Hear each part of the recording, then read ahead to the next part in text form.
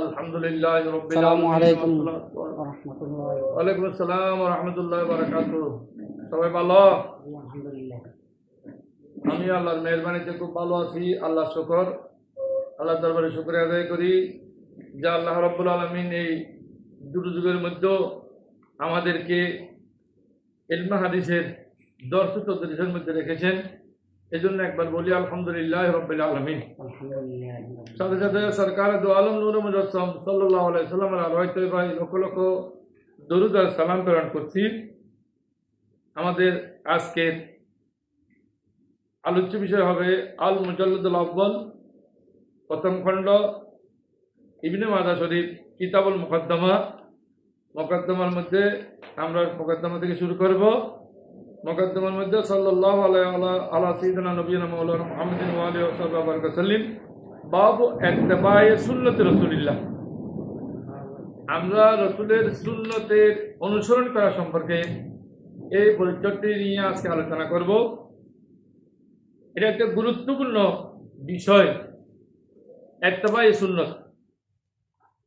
ইত্তিবায়ে সুন্নত মানে ইত্তিবা মানে অনুসরণ করা, সুন্নত মানে সুন্নতে রাসূলিল্লাহ এবং সুন্নতে সাহাবী, সুন্নতে তাবী।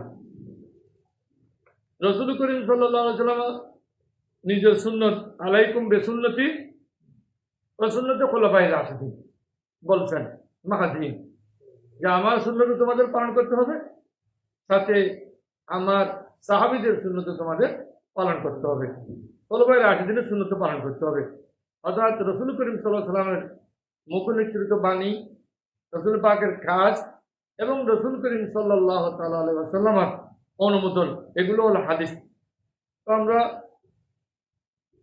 এই আবার হাদিস আর সুন্নতের মধ্যে আমরা তফাৎ যেটা বুঝি সেটা হলো, হাদিস হলো যেগুলো আমাদের অনুসরণ, সব হাদিস আমাদের অনুসরণযোগ্য নয়, সব হাদিস আমরা মানতে পারবো না, আমাদের দ্বারা সম্ভব না।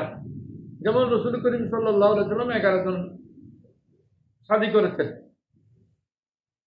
আমরা যদি নাউযুবিল্লাহ 4 জনের উপরে শাদী করতে যাই, আমাদের ঈমান থাকবে না, আমরা নন মুসলিম হয়ে যাব।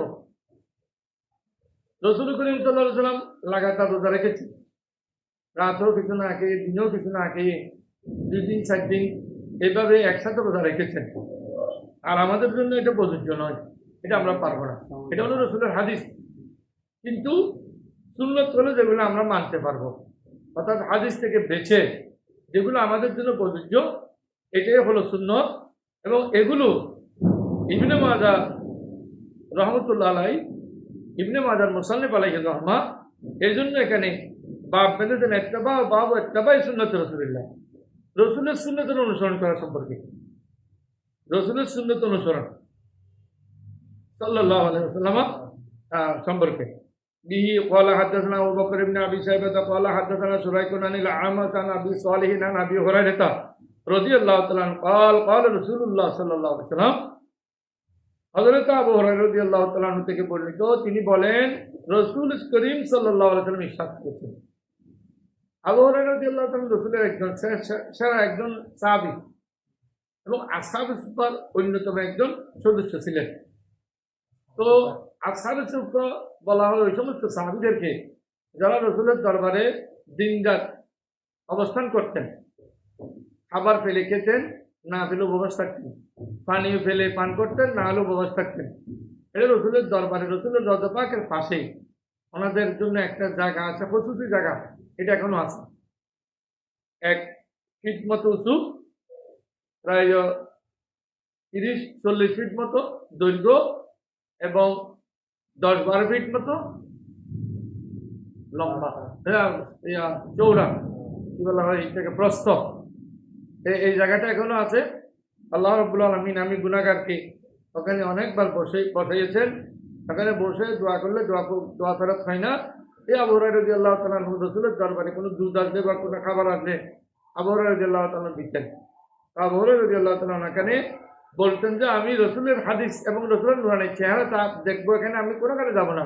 বাড়ি ঘর, আবার স্ত্রী পুত্রের ছেলে মেয়ে, ওনার এগুলো কিছুই ওইদিকে কোনো প্রক্ষেপে ছিল না। সুতরাং তিনি সর্বদা রসুলের দরবার বসে থাকতেন। এই আবু হুরায়রা রাদিয়াল্লাহু তাআলা আনহু থেকে বর্ণিত তিনি বলেন قال রাসূলুল্লাহ সাল্লাল্লাহু আলাইহি ওয়াসাল্লাম, রাসূল করিম ইরশাদ করেছেন। এরা একটু কথা বলে আবু হুরায়রা মানে ছোট বিড়ালের ছানার বাপ। হুরায়রা মানে ছোট বিড়াল ছানা। তো বিড়াল ছানার বাবা মানে কি? আবু হুরায়রা রাদিয়াল্লাহু তাআলা একদিন রাসূল করিমের দরবারে এসেছেন। হঠাৎ করে তার কাপড়ের আস্তিক থেকে একটি ছোট বিড়াল বাচ্চা বের হয়েছে। এই বিড়াল ছানা বের হওয়ার পরে রাসূল করিম তাকে বললেন, এ আবু হুরায়রা, এ বিড়াল ছানার পিতা। এটা রাসূল করিম বললেন। আবু হুরায়রা রাদিয়াল্লাহু তাআলা আসল নাম হলো আব্দুর রহমান।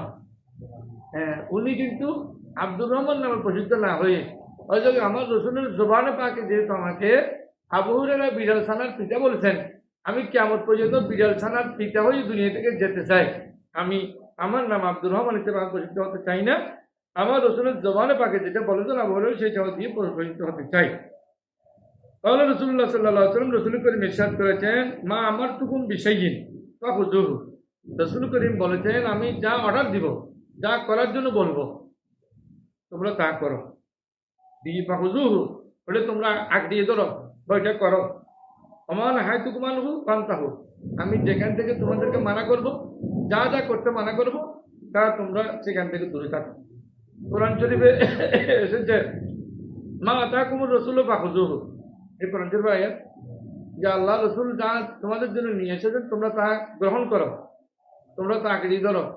অমা নাহাকানু ফান্তাহু, আর রসুল করিম যা তোমাদেরকে বলতে বারণ করেছেন এটা থেকে তোমরা দূরে থাকো। এই আয়াতের তাফসীর হলো এই হাদিস। সুতরাং সবগুলো আমরা করতে পারবো না। যেমন আমাদের করণীয় হলো যে ঈমান মজবুত রাখা, রোজা রাখা, হজ করা, যাকাত দেওয়া, নামাজ পড়া, সদকা খায়রাত করা, মানুষের কল্যাণ করা, দেশের মঙ্গল করা, এটাও আমাদের কাজ। কিন্তু কতগুলো অবৈধ কাজ আছে, যেমন ইয়াবা খাওয়া, বাবা খাওয়া, মদ পান করা, শরাব পান করা, মানুষকে আঘাত করা, মানুষের মনে ব্যথা দেওয়া, বেঈমান হয়ে যাওয়া, টাকা পয়সার লোভে করে সুদ ঘুষ ইত্যাদি খাওয়া, এগুলো থেকে নিষেধ করেছে। সুতরাং এটা আমরা করতে পারবো না। এর পরবর্তী হাদিস হাদদাসানা قال حدثنا ابو عبد الله قال حدثنا محمد بن الصباح قال اخبرنا جرير عن الاعمش عن ابي صالح عن ابي هريره رضي الله تعالى عنه। এটা আবু হুরায়রা রাদিয়াল্লাহু তাআলা থেকে রবায়াত হাদিসটা। قال رسول الله صلى الله عليه وسلم, রাসূল তিনি বলেন, রাসূল করিম ইরশাদ করেছেন, জারুনি মা তারাকতুকুম, আমি যা তোমাদের জন্য ছেড়ে দিয়েছি, মা তারাকতুকুম, আমি যা তোমাদের জন্য ছেড়ে দিয়েছি, অর্থাৎ করতে নিষেধ করেছি, তোমরা তা ছেড়ে দাও। যেমন রাসূল করিম বলছেন হারাম না খাওয়ার জন্য, আমরা কি হারাম খেতে পারবো না? রাসূল যা বলেছেন আমরা তা করতে হবে। রাসূল যা বাদ দিতে বলছেন জারুনি, ছেড়ে দাও আমাকে, মা তারাকতুম, যা আমি তোমাদের জন্য ছেড়ে দিয়েছি। ফাইন্নামা হালাকা মান কানা ক্বাবলাকুম বিসওয়ালিহিম, তোমাদের মধ্যে অনেকে নষ্ট হয়ে গেছে, যে এই উম্মতের আগের উম্মতগুলো নষ্ট হয়ে গেছে কেন? ক্বাবলাকুম বিসওয়ালিহিম, তারা বেশি বেশি বর্ণনা করতো, অর্থাৎ রসুল যা বলেন নাই তা তারা জিজ্ঞেস করতো। যেমন এক হাদিসে এসেছে যে রাসূল করিম বলছেন যে তোমাদের উপর হজ ফরজ করা হয়েছে, তোমরা হজ করো। তো একজন সাহাবী বর্ণনা করলেন, আকুল্লাহ আমিন ইয়া রাসূলুল্লাহ। কথা বুঝে আসতেছে যে হুজুর প্রত্যেক বছর করতে হবে হজ? রাসূল চুপ রইলেন। আবারও বললেন যে হুজুর প্রত্যেক বছর করতে হবে? আকুল্লাহ আমিন। হুজুর চুপ রইলেন। আবারও বললেন, ইয়া রাসূলুল্লাহ, প্রত্যেক বছরকে হজ করতে হবে? তখন রাসূল করিম সাল্লাল্লাহু আলাইহি ওয়াসাল্লাম বললেন, চুপ রইলেন। তখন রাসূল করিম সাল্লাল্লাহু আলাইহি ওয়াসাল্লাম পরক্ষণে বললেন যে লাউ কুলতু নাআম লাওয়াজাবা, যদি আমি একবার হ্যাঁ বলতাম তাহলে তোমাদের উপর প্রত্যেক বছর হজ খরচ হয়ে যেত। এখন 6 লক্ষ 7 লক্ষ টাকা খরচ করে, 10 লক্ষ টাকা খরচ করে প্রত্যেক বছরকে মানুষ হজ করতে তা পারতো? কারো সময় নেই, কারো টাকা নেই, কেমনে করতো? এটা পারতো না। সুতরাং বেশি উল্টাপাল্টা যেগুলো ইসলামে নাই এই বর্ণগুলো করা কোনো অবস্থায় সঠিক নয়। যেমন এটাকে সৃষ্টি করছে আল্লাহ, এটাকে সৃষ্টি করছে আল্লাহ, এটাকে সৃষ্টি করছে আল্লাহ, পরিশেষে সে বলতে লাগলো আল্লাহকে কে সৃষ্টি করেছেন, নাউযুবিল্লাহ। তো যখন আল্লাহকে সৃষ্টি করেছে দেখো, তখন আস্তাগফিরুল্লাহ পারবে। আল্লাহ তো সব জিনিসের খালেক কুল্লি শাই, সব জিনিসের খালেক আল্লাহ, সৃষ্টিকর্তা। আল্লাহকে সৃষ্টিকর্তা কে আবার? আল্লাহ সৃষ্টিকর্তা কেউ নেই। আল্লাহ সৃষ্টিকর্তা কেউ মেনে নিলে সে বেঈমান, সে কাফের মুশরিক হয়ে যাবে। ওয়াক্তালাবিহিম আল আম্বিয়াহিম, এবং তারা বেশি বিনষ্ট হয়েছেন তাদের নবীগণের ব্যাপারে।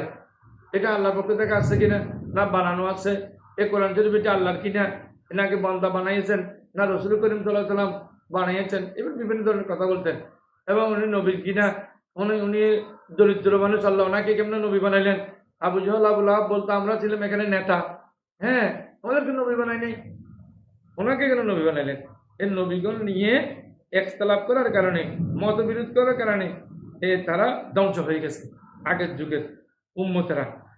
ফাইজা আমার তুকুম বেশাইন, আমি যা তোমাদেরকে অর্ডার দিব, বেশাইন কোনো জিনিসের ফাকুজমিন হোক, ওইটা ভালো করে তোমরা আঁকড়ে ধরো, ওইটা করো। মাস্তা তাও তুমি যতদূর তোমরা সামর্থ্য রাখো, শক্তি রাখো, ওইটা ভালো করে করতে থাকো। ফয়জান হাইতুকুমান শাইন ফান্তাহু, আর যখন আমি কোনো জিনিস থেকে তোমাদেরকে বারণ করব, এটা করিও না, এটা করিও না, এটা করতে পারবে না, তখন তোমরা সেখান থেকে দূরে থাকবা, এটা করতে পারবে না। ইয়ে কলা হাদাসানা আবি সাইবাতা আর মুআবিয়া লাস্ট এসে বলতেছেন কি, আন আবি হুরায়রা রাদিয়াল্লাহু তাআলা কল, হযরত আবু হুরায়রা রাদিয়াল্লাহু তাআলা বর্ণনা করেছেন। আবার এটা আবু হুরায়রা